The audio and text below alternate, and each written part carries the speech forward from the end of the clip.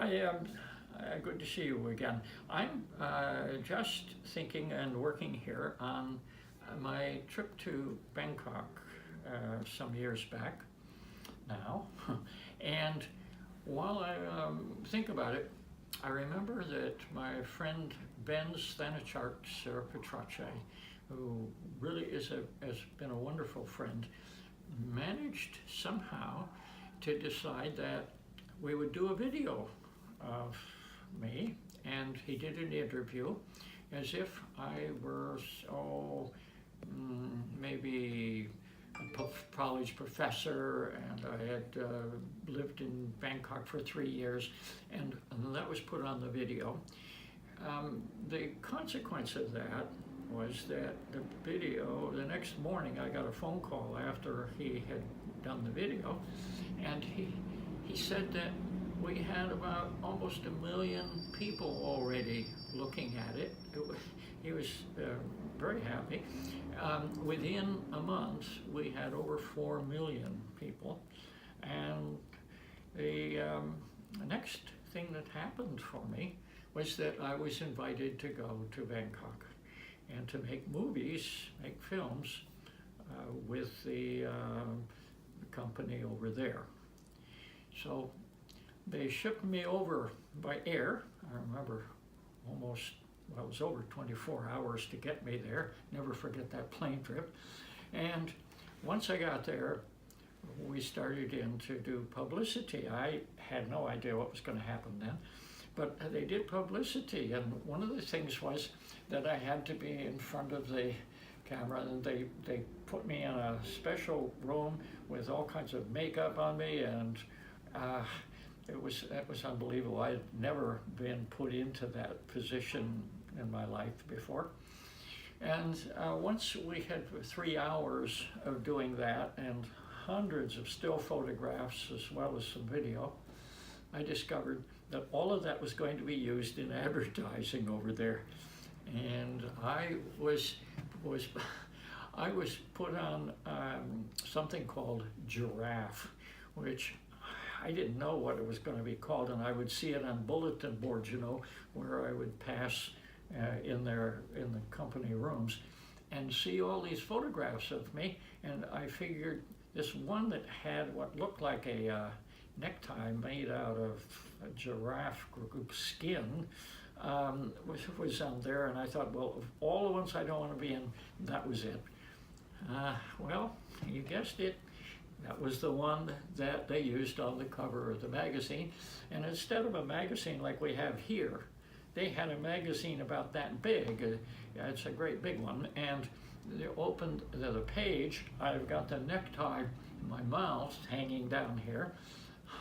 And the next thing I know is that it's being circulated through the subway system in Bangkok. They have one that runs perpendicular, so one goes one way out from the city, the other goes across ways to the city.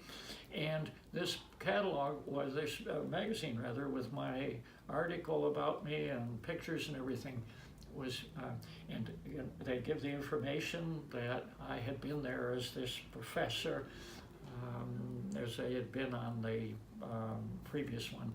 Now, this is Giraffe, and I had no idea that when they were standing there doing my photograph over and over and over in all kinds of positions, I had no idea that when I was wearing this necktie, that would turn out to be a major piece of advertising of me in Thailand.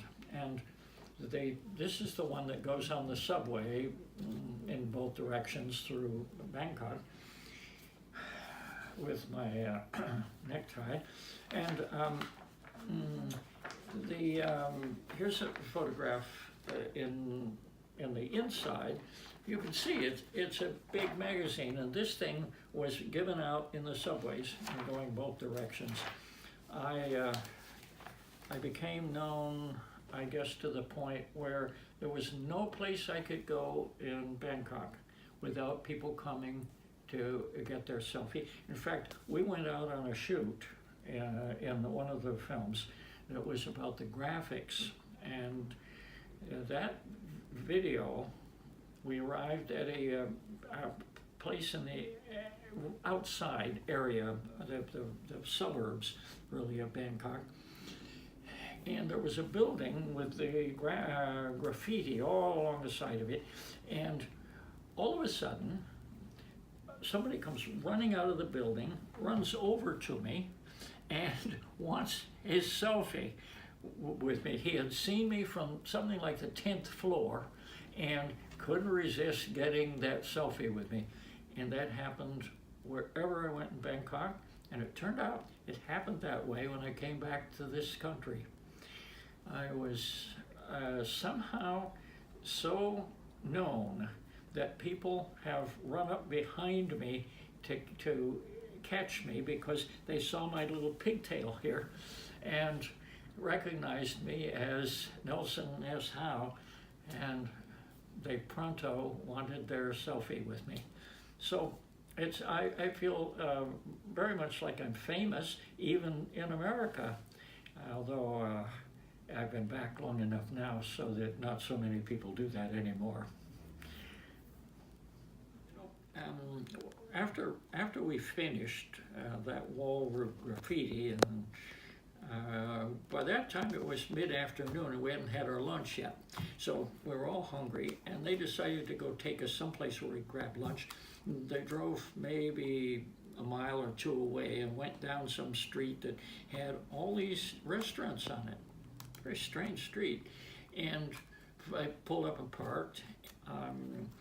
I was slow getting out of the van there that we were in, and it started to rain apparently. People began hurrying past, and all of the people who'd been with me were out, and I came climbing out of there taking my time, and it started to sprinkle, and all of a sudden people started rushing past me, and I didn't realize that it was just a few drops. All of a sudden it was a downpour. It was as though somebody poured a bucket on me. I was soaking wet within just a few moments, and they'd all gone into a restaurant somewhere, and I was out on the road running along trying to find where this place was. I ran into the wrong restaurant. Somebody finally came and got me and hauled me into the right one so that I could have my lunch. And one of the things that I was quite taken by was the fact that we could have a restaurant, any one of 20 in a row. We could go in there, have a very nice meal, and come back. By then I'm soaking wet, but they take me back to the ranch, in effect, to go get changed. That was some day when I did that one.